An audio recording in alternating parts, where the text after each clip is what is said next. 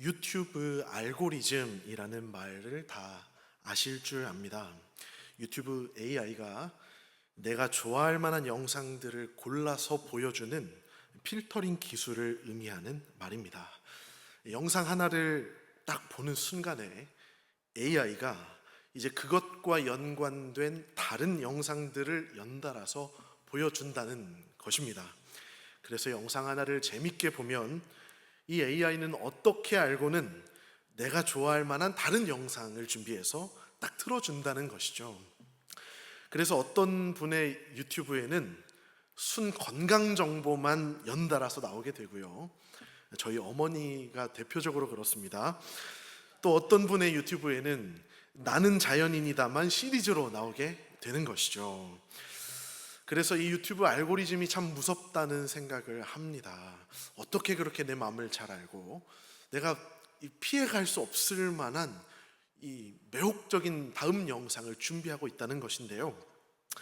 저는 이것이 나쁘게만 쓰이는 줄 알았는데 제가 살다 보니 이것이 좋게 쓰이는 일도 있었음을 경험하게 되었습니다.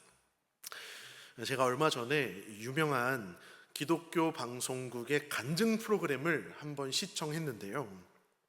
제가 아는 어떤 가수가 나와서 간증을 하는 것입니다. 그런데 제가 평소에 알고 지냈다고 하긴 좀 그렇지만 제가 알고 있던 가수가 나와서 간증을 하니까요. 너무 반가운 거예요. 그래서 긴 영상임에도 불구하고 한 번도 뛰어넘지 않고 그 영상을 처음부터 끝까지 다 보았습니다. 그랬더니 AI가 어이구 얘 간증을 좋아하네 이러더니 계속해서 그 다음 연예인을 막 추천해 주는 것입니다. 그래서 한 편이 두 편이 되고 세 편, 네 편씩 이 30분이 넘는 간증 영상을 보게 되었습니다. 그랬더니 AI도 신나가지고 막 3년 전 간증 영상도 찾아오고요. 막 5년 전 간증 영상도 막 찾아주면서 이래도 안 봐? 이래도 안 봐? 이렇게 저를 유혹하기 시작했던 것입니다. 제가 이 AI 덕분에 얼마나 많은 은혜를 받았던지요. 참 기특한 AI구나 하는 생각을 했습니다. 이 간증 영상이라고 하는 것이요. 얼마나 몰입감이 있는지요. 특히 내가 알던 사람이 나왔을 때 그 반가운 마음 다 아시는지요. 와, 저 사람도 교회를 다녔구나. 와, 저 운동선수도 예수를 믿고 있었구나. 어쩐지 경기 끝나고 나서 이 앞선수한테 인사하는데 예의가 참 바르더라니. 막 이런 마음이 드는 거죠. 그리고 막 유명한 사람들이 나오면 그렇게 반가울 수가 없습니다. 와, 저 사람은 정말 남 부러울 것이 없이 살 줄 알았는데 저 사람도 저런 어려움이 있었구나. 저 사람은 실력도 좋고 다들 좋아하는 사람이라서 전혀 외롭지 않을 줄 알았더니 보이는 게 다가 아니었구나 하는 것을 깨닫게 되는 것입니다. 방송에 나오는 모습이 아무리 화려하고 좋아 보여도 그 속에는 그냥 평범한 사람들과 똑같이 아무도 모르게 골마 있었던 어려서부터 받았던 상처들과 또 부와 명예로도 해결되지 않는 외로움과 갈급함들이 있었다는 것을 보게 되는 것입니다. 그런데 이런 간증 영상을 몇 편씩 보면서 제가 느낀 몇 가지 특징이 있는데요. 처음에 이 간증을 하러 나오신 분들이 굉장히 점잖습니다. 아무래도 매체에 자주 나오는 분들이니까요. 시작할 때는 아주 조곤조곤하게 나긋나긋하게 목소리를 깔고 인사를 합니다. 안녕하세요. 어느 방송에서 아나운서를 하고 있는 누구입니다. 이렇게 멋있게 인사를 하는데요. 이 중반부에 가서 이제 자기의 개인적인 이야기들, 특히 자기가 죄에 막 눌려 있었던 이야기, 자기가 죄에 극심하게 빠져 있었던 이야기를 하면 말이 엄청 빨라진다는 것입니다. 그리고 피치도 엄청 올라가서 처음 인사할 때 했었던 그 목소리가 아닙니다. 그 목소리가 어떻게 바뀌는지 아세요? 딱 우리 교회 집사님, 권사님 말투로 바뀌게 됩니다. 그냥 어느 교회에 가면 볼 수 있는 집사님, 권사님들이랑 다르지가 않다는 것이죠. 그리고 또 다음 특징은 그 프로그램에서 사회를 맡은 분들은 중간에 꼭 이렇게 중재를 한다는 것입니다. 와, 그런 죄까지 지었을 줄은 몰랐는데 그렇게 심한 죄를 지었는데 도대체 어떻게 회복이 될 수 있으셨어요? 하고 우리 죄에 대해서만 말하지 말고 이 하나님의 은혜에 대해서 말을 하자라고 방향을 이렇게 전환한다는 것이죠. 그럼 이분들이 다시 정신을 차리고 이제 하나님의 은혜에 대해서 막 설명하기 시작합니다. 자신의 그 모든 어두움과 아픔과 상처를 덮는 하나님의 그 은혜와 자비를 찬양하기 시작하는 것입니다. 그래서 죄에 완전히 취해 있었던 사람도 또 수대째 다른 신을 섬기는 가문에서 태어나서 평생 하나님을 모르고 살았던 사람도 엄격한 부모에게서 학대받으면서 자라서 자신의 인생과 하나님을 완전히 증오하고 거부했던 사람도 그 어떤 사람도 그들을 끝까지 기다리시고 빛으로 그들을 비추시며 어둠 가운데서 벗어나 하나님의 빛의 자녀로 살게 하시는 이 하나님을 만나는 그 순간에 과거의 모든 삶에서 해방된다는 것입니다. 그래서 이러한 간증의 마무리는 늘 이처럼 하나님을 향한 찬양의 고백으로 끝이 나게 됩니다. 죄를 이겨낸 내가 대단하다고 자랑하는 것이 아니라 내가 이런 극심한 죄도 이겨낸 사람이라고 우쭐대는 것이 아니라 하나님께서 이처럼 무너진 나 자신을, 이렇게 무능한 나를 얼마나 놀랍게 회복시키셨고 이처럼 회복된 삶을 앞으로 어떻게 다르게 살 것인지를 고백하며 마치게 된다는 것입니다. 그래서 간증을 보면서 하나님을 만나면 이렇게 모든 어둠이 사라진다는 것을 참 많이 느꼈습니다. 하나님은 우리의 모든 갈등과 문제들을 해결하시며 우리가 사로잡혀 있던 모든 어두움에서 우리를 완전히 고치시고 회복시키시며 우리를 변화시키신다는 것을 깨달을 수 있었던 것입니다. 사랑하는 성도 여러분, 우리들 모두도 예수님을 믿고 나면 이와 같이 완전히 변화를 받아야 함을 믿으시기 바랍니다. 예수님을 믿기 이전에 했던 모든 생각들과 예수님을 믿기 이전에 가졌던 나의 모든 감정과 예수님을 믿기 이전에 행했던 나의 모든 행동들이 예수님을 만나고 나면 다 달라져야 한다는 것입니다. 그런데 그것을 나의 굳건한 의지로 바꾸려고 하면 바뀌지 않습니다. 제가 습관과 버릇이 참 많은 사람인데요, 제가 아무리 노력해도 이 습관이 바뀌지가 않는 거예요. 나의 의지로 이것을 바꾸는 것이 아니라 하나님 아버지의 온전한 사랑을 경험하면 저절로 그것이 바뀐다는 놀라운 사실이 우리 예수 믿는 사람들 사이에는 굳건한 약속처럼 우리에게 주어져 있다는 것입니다. 물론 우리가 예수 믿고 난 이후에도 안 바뀌는 게 참 많이 있습니다. 예수 믿고 나서도 여전히 달라지지 않는, 계속해서 반복되는 뿌리 깊은 죄악들도 있습니다.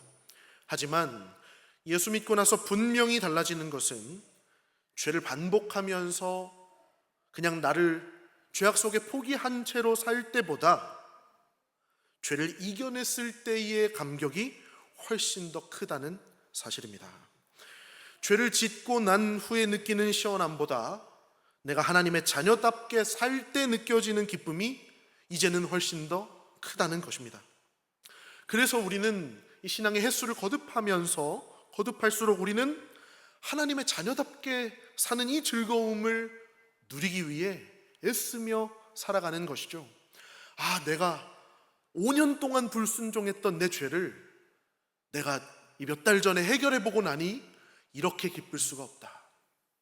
내가 그 나를 수년 동안 억눌렀던 죄에서 벗어나고 나니 이것이 이렇게 기쁠 수가 없더라 하는 것이 우리 예수 믿는 사람들의 공통적인 고백이 된다는 것입니다. 이처럼 하나님을 경험한 사람들에게는 이전과는 다른 새로운 삶이 열리는 것을 보게 됩니다. 우리 성문교회 모든 영가족들의 삶도 이전과 다른 새로운 삶이 되시기를 진심으로 축복합니다. 하나님이 나를 이렇게 살리셨습니다. 그래서 나는 앞으로는 이렇게 살 것입니다 하는 이 놀라운 하나님을 향한 간증의 고백이 우리 영가족들 모든 한 분 한 분의 삶 가운데 충만하시기를 소망합니다. 오늘 함께 읽으신 본문의 말씀은 골로새서 전체 말씀의 중심축이 되는 말씀입니다. 골로새서 전체 말씀의 이 중간 도막을 맡고 있는 말씀인데요. 그래서 이 골로새서 전체 말씀의 핵심으로 볼 수 있는 말씀입니다. 바울은 오늘 본문에서 거듭난 신자들이 어떻게 새로운 삶을 살아야 하는지를 가르치고 있습니다. 예수 믿는 믿음을 가진 사람이 어떻게 살아야 하는지, 믿음을 가졌다는 것이 무엇이고 이 믿음은 우리 안에서 어떠한 변화를 일으키는지를 가르치고 있다는 것이죠. 먼저 바울은 우리가 어떤 존재인지를 먼저 밝히고 있습니다. 오늘 본문의 1절 말씀을 보시면 바울은 우리가 그리스도와 함께 다시 살리심을 받았다라고 말합니다. 다시 살리심을 받는다. 이것이 무슨 말입니까? 이 말은 헬라어 단어 에게이로라는 단어인데요. 이 말은 부활했다라는 뜻입니다. 그러니까 이 말을 다시 해석하면 너희는 그리스도와 함께 부활했다라는 의미가 된다는 것이죠. 우리가 죽지도 않았는데 부활했습니까? 그런데 바울은 분명히 부활했다라고 선언했다는 것입니다. 우리 중에 많은 사람들은 이 부활이라는 말은 사후에 해당하는 말로 이해합니다. 죽어야 부활한다는 것이죠. 그런데 그렇기 때문에 우리는 안 죽었다고 생각한다는 것입니다. 그런데 바울은 죽지도 않은 우리가 이미 부활했다고 말을 하니 이것이 무슨 말입니까? 이 죽었다는 말의 의미는 신체의 수명이 다한 것을 의미하는 말이 아니라는 것이죠. 신체의 수명이 다하지 않았는데도 죽는 죽음이 있다는 것입니다. 예수 믿는 사람은 언제 죽는지 아십니까? 예수를 믿는 그 순간에 죽습니다. 어디에서 죽습니까? 예수께서 죽으신 십자가에서 같이 죽습니다. 예수의 십자가를 깨닫고 그 십자가에 달리신 예수를 바라볼 때 그 십자가에 달리신 예수께 나의 영혼을 의탁하는 그 순간에 내가 어떻게 된다고요? 나는 죽는다는 것입니다. 그 십자가 위에서 인간의 정욕과 육신의 안목으로 살아가던 나의 옛사람의 죽음이 일어난다는 것입니다. 죄에 지배당하던 우리의 옛 몸은 거기서 죽고 사망의 권세를 이겨내고 부활하신 예수의 이 부활의 능력을 힘입은 몸으로 다시 태어나는 일이 언제 일어난다고요? 예수님을 믿는 그 순간에 이미 일어난다는 것입니다. 물론 우리의 신체는 여전히 살아있지만 그러나 우리 속에서 이러한 죽음과 부활의 역사가 일어난다는 것이죠. 그래서 바울은 우리더러 그리스도와 함께 부활한 자라고 말한다는 것입니다. 옆 사람을 한번 곁눈질로 쓱 한번 보십시오. 예수 믿기 전과 똑같은 몸입니다. 그런데 이 몸이 예수와 함께 죽고 예수와 함께 다시 살아난 몸이라는 것입니다. 물론 우리가 이 땅의 생을 다 마치고 신체가 기능적으로 죽는 그 순간에 우리는 영원한 부활로 다시 살아날 것입니다. 그러나 그 전에 예수 믿는 그 순간에 우리는 이미 이 죽음과 부활을 경험한 자들이라는 것입니다. 사랑하는 성도 여러분께서도 다 죽고 다시 살리심을 받은 부활한 몸임을 믿으시기 바랍니다. 그러므로 바울은 너희는 새 생명으로 다시 태어난 몸이니 새 생명답게 살아가야 한다고 가르치고 있습니다. 이처럼 새로운 몸으로 태어난 우리들이 어떻게 살아야겠습니까? 바울은 한마디로 그것을 위의 것을 찾는 것이라고 가르칩니다. 오늘 1절 본문에서 바울은 다시 뒤이어서 이렇게 말합니다.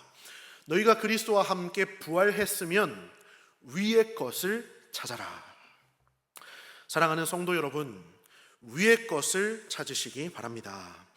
앞으로의 모든 삶 가운데 위의 것만 찾으며 사시는 축복이 있으시기를 소망합니다. 오늘 말씀의 교훈은 아주 명확합니다. 너희가 부활의 새 생명을 입었으니 위의 것을 찾고 생각하라는 것입니다. 그럼 우리가 어떻게 사는 것이 위의 것을 찾는 삶일까요? 그것을 두 가지로 볼 텐데요. 첫 번째는 먼저는 땅의 것을 찾지 않는 것입니다. 바울은 2절에서 이렇게 말씀합니다. 위의 것을 생각하고 땅의 것을 생각하지 말라. 바울은요, 우리가 하는 생각에 두 가지 방향이 있다고 가르쳐주고 있는 것입니다. 위의 것과 땅의 것이 있다는 것이죠. 그것은 거룩한 것과 부정한 것이 있다는 것이며, 또 우리 지난 주일 담임 목사님의 설교 말씀에서 배웠듯이 영적인 것과 육신적인 것이 있다는 것입니다.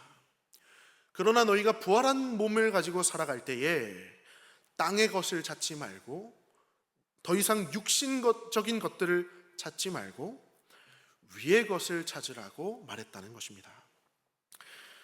이 말은 어떤 말일까요? 우리가 예수님을 믿으며 사는 삶에도 땅의 것을 생각하며 살 때가 너무나 많이 있다는 것입니다. 이번에 명절에 모이셔서 우리 가족들과 진지하게 나눈 대화들이 어떤 내용이었는지 한번 기억해 보십시오. 우리가 저 하늘의 것, 저 위에 있는 것들을 생각하고 말할 때가 더 많았습니까? 아니면 이 땅의 것들, 다음 대통령을 잘 뽑아야 될 텐데, 이런 것들 이야기할 때가 더 많았습니까? 그런데 바울은 땅의 것들은 생각하지 말라고 말했다는 것이죠. 이 땅에서 잘 되는 것, 이 땅에서 편한 것, 이 땅에서 덜 고생하는 것, 이런 것들만 바라보고 사는 삶이 아니라는 것입니다. 그 이유는 우리 3절에 이렇게 기록되어 있는데요. 너희 육신의 몸은 이미 죽었기 때문이라고 가르치고 있는 것입니다. 우리가 죽은 옛 육신을 죽었으니까 죽은 채로 내버려 둬야 되는데 자꾸만 살린다는 것이죠. 죽어있는 시체를 자꾸만 흔들어 깨운다는 것입니다. 그래서 이 죽은 옛사람이 만족할 만한 삶을 계획하고 생각하고 살 때가 너무나 많이 있다는 것입니다. 그러나 죽은 옛 육신의 가치는 더 이상 하나도 아쉬울 것이 없음을 믿으시기 바랍니다. 이제 예수 믿고 새 사람이 되었기 때문에 우리는 예수님 모르던 때에 좋아하던 것을 계속해서 좋아하려고 하는 것이 아니라 이제는 저 하늘에 있는 것들, 저 위에 있는 소망을 바라고 즐거워해야 한다고 가르친다는 것입니다. 그러므로 우리는 이 땅에서 잘 되는 것, 이 땅에서 편한 것이 아니라 하나님 나라에서 잘 되는 것, 하나님 나라가 지금 이 땅 가운데 임하기 위해 필요한 것이 무엇인지, 하나님 나라에 지금 당장 필요한 것은 무엇인지를 생각하며 살아야 한다는 것입니다. 그렇다면 위의 것을 찾는다고 하는 이 말의 두 번째 의미가 무엇인지를 다시 한번 살펴보기를 원합니다. 우리가 위의 것을 찾아야 된다는 것은 알겠는데요, 그럼 과연 어떻게 하는 것이 위의 것을 찾는 일이냐는 것이죠. 그냥 땅의 것만 생각 안 하면 알아서 위의 것을 생각하는 것일까요? 그냥 경건하고 거룩한 것만 생각하면 저절로 위의 것을 생각하게 되는 것일까요? 그럼 이 땅에서 허락하신 사업장이나 직장, 또 내게 허락하신 가족들은 생각하지 않아도 된다는 것일까요? 그러나 오늘 본문을 자세히 살펴보면 바울이 위의 것을 찾으라고 하는 말이 어떤 의미인지를 우리는 더 정확히 알 수 있습니다. 오늘 본문의 말씀에는 특정한 단어가 반복되는 것을 알 수 있는데요, 먼저 그것은 위의 것이라는 말씀이죠. 우리 1절 말씀을 보면 위의 것을 찾으라 라고 되어 있고요, 또 2절 말씀을 보면 위의 것을 생각하라 이렇게 가르치고 있습니다. 그런데 그보다 더 중요한 단어가 반복되고 있는데요, 본문을 읽으면서 그것을 찾으셨는지 모르겠습니다. 그 단어는 바로 그리스도라는 단어입니다. 우리가 1절 말씀을 다시 한번 보면 너희가 그리스도와 함께 다시 살리심을 받았으면 위의 것을 찾으라.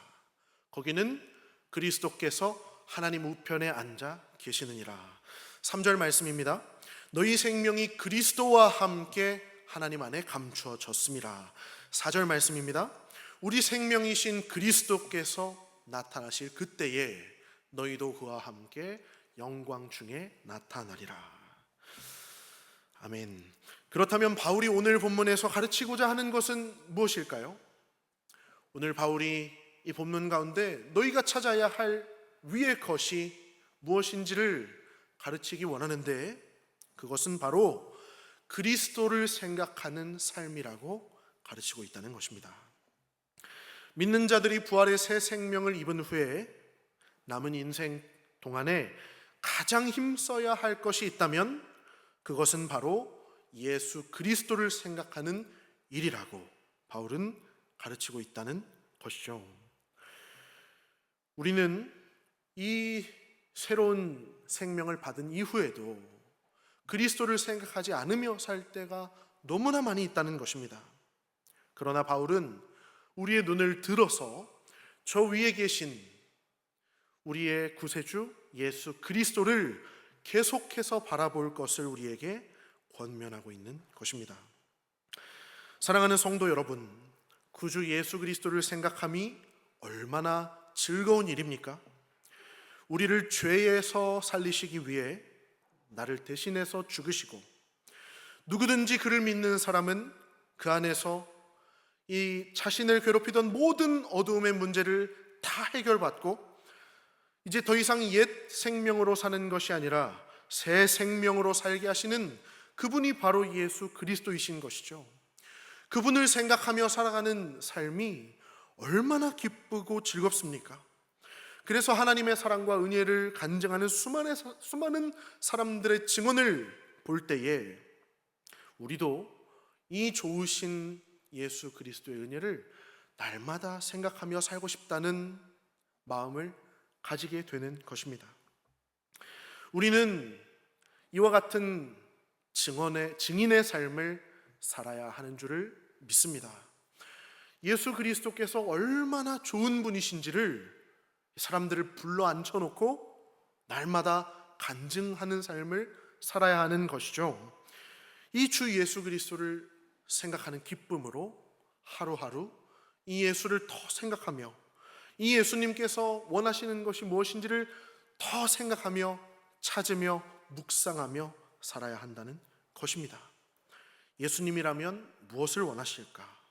예수님을 기쁘시게 하려면 내가 어떻게 해야 될까?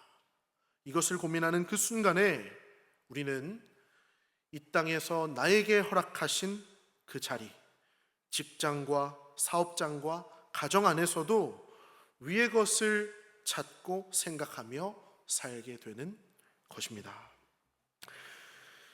우리나라 유명했던 영화 중에 왕의 남자라는 영화가 있습니다. 저는 엊그저께 본 영화 같아서 찾아봤는데요, 2005년도에 나왔던 영화더라고요.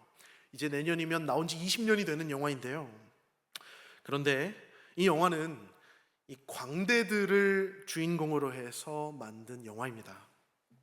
그래서 이 광대 역할을 하는 배우들이 이 영화의 중간중간에 줄타기를 하는 장면이 계속해서 등장합니다. 영화 이 배우들이 사실 직업은 배우잖아요. 그런데 얼마나 리얼하게 이 줄타기를 하는지요. 이 줄이 막 그 발에 튕겨져서 이렇게 기타줄처럼 막 이렇게 흔들리는 장면도 나오고요. 이 줄에서 점프를 해서 저 높은 데로 올라가는데 와, 떨어지면 어떡하지? 이런 마음이 들 정도로 아주 리얼하게 이 장면이 촬영되어 있습니다. 그런데 실제로는 이 직업이 배우인 이 사람들이 줄타기를 할 줄 알겠습니까?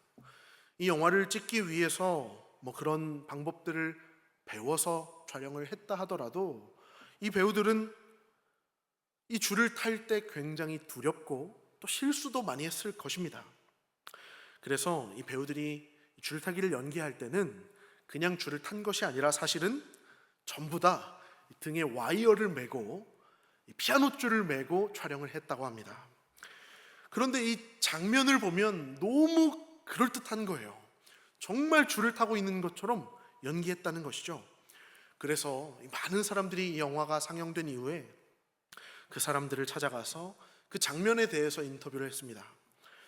줄타기 장면이 이렇게 리얼한데 그렇게 훌륭하게 연기할 수 있었던 비결이 무엇입니까?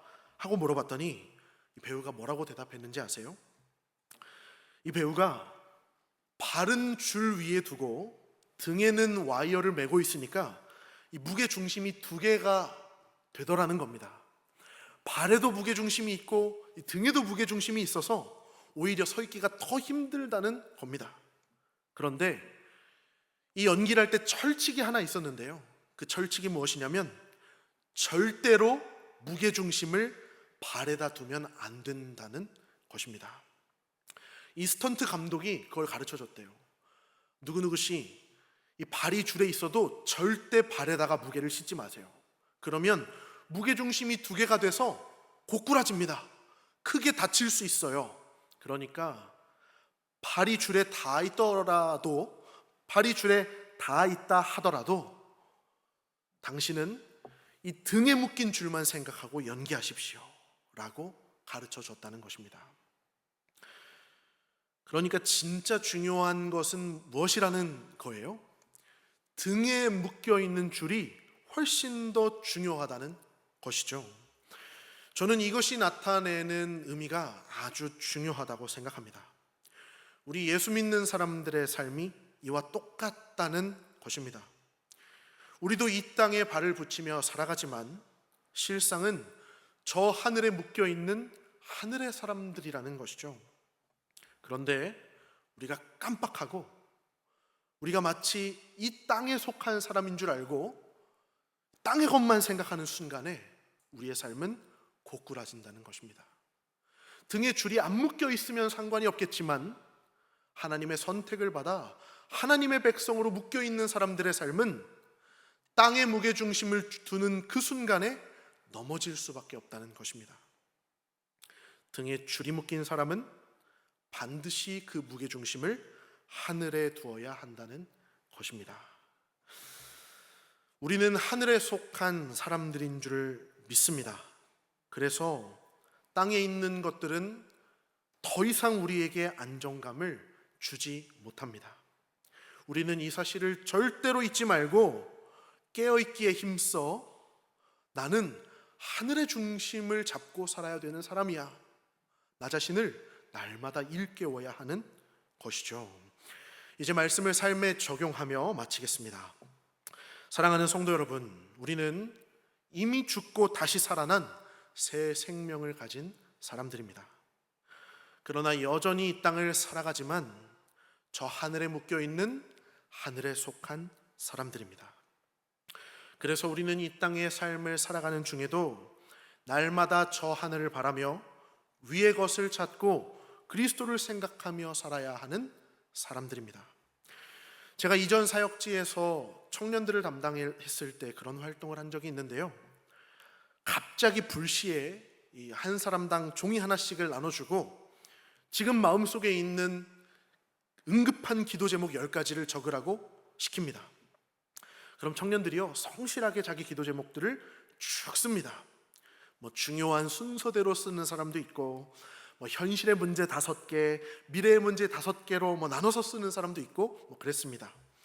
그렇게 10가지를 이제 다 쓰면요, 제가 빨간색 펜 하나랑 파란색 펜 하나를 주고요, 이것이 나 자신에게 유익한 소원이면 빨간색 동그라미로, 하나님에게 유익이 되는 소원이면 파란색 동그라미를 치라고 시켰습니다. 결과가 어땠을까요? 그냥 무방비 상태에서 10가지를 막 쓰다 보니까요, 온통 나에게 유익한 기도 제목만 나오더라는 것입니다. 위의 것은 하나도 없고 온통 땅의 것들만 줄줄이 나왔다는 것이죠. 하필이면 그때 청년부 회장을 맡았던 한 형제는 그날 10개가 전부 다 빨간색 동그라미라서 저희가 지독하게 인간적인 사람이라고 다 같이 놀린 적도 있었습니다. 그런데요, 이 개 중에는 정말 신실한 청년들이 있었다는 것이죠. 그들의 기도 제목 가운데 이런 기도 제목이 있었습니다. 제가 섬기는 부서의 사역을 연말까지 감당할 수 있도록, 또 내년에도 이어서 감당할 수 있도록 환경을 허락하여 주시옵소서. 정말 죽도록 미운 직장 상사가 있는데 용서할 수 있도록 너그러운 마음을 주시옵소서. 빈민국 아이를 결연해서 섬기기로 작정했는데 끝까지 감당하도록 재정의 문제를 해결해 주시옵소서. 어머니의 구원을 위해 10년째 기도하는데 올해는 결실하게 하여 주시옵소서. 이런 기도의 제목이야말로 하늘의 것을 구하는 모습이 아니겠습니까? 우리 성도님들도 마음속으로 한 번씩 해보시기를 바랍니다. 지금 급한 순서대로 기도 제목을 5가지만 한번 생각해 보는 겁니다. 속임수 쓰지 마시고 정말 솔직한 기도 제목 5개를 떠올렸을 때 빨간색이 많을까요? 파란색이 많을까요? 우리의 이 기도의 제목들이 달라지기를 원합니다. 이 땅에 속하여 땅의 것들만 구하고 사는 삶이 아니라 저 하나님 보좌 우편에 앉아 계신 예수 그리스도를 생각함으로 그리스도를 유익하게 하는 기도의 제목이 우리 삶에 충만하기를 원합니다. 말씀을 마치겠습니다. 우리는 이 땅을 살아가는 하늘의 사람입니다. 너희가 그리스도와 함께 다시 살리심을 받았으면 위의 것을 찾으라. 오늘 이 말씀 앞에서 결단하며 우리가 저 하나님 나라의 무게중심을 두고 살아갈 때 하나님은 이 땅에서의 우리의 삶도 온전케 하시며 평안하도록 붙들어 주실 것을 믿습니다. 오늘 말씀을 기억하심으로 하늘에 우리의 무게중심을 두며 사시는 우리 성문교회 모든 영가족들이 되시기를 진심으로 축복합니다.